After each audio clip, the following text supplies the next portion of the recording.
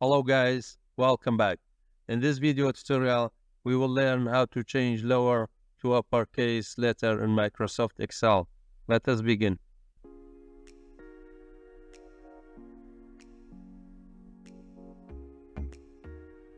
If you wish to change lowercase to uppercase, click on the cell to select it first, equal sign, type upper, select the text that you want to convert, close the bracket, hit enter.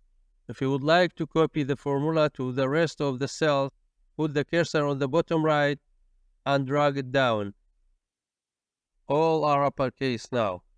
If you change anything in the original text, immediately will reflect on the converted text. Thanks for watching.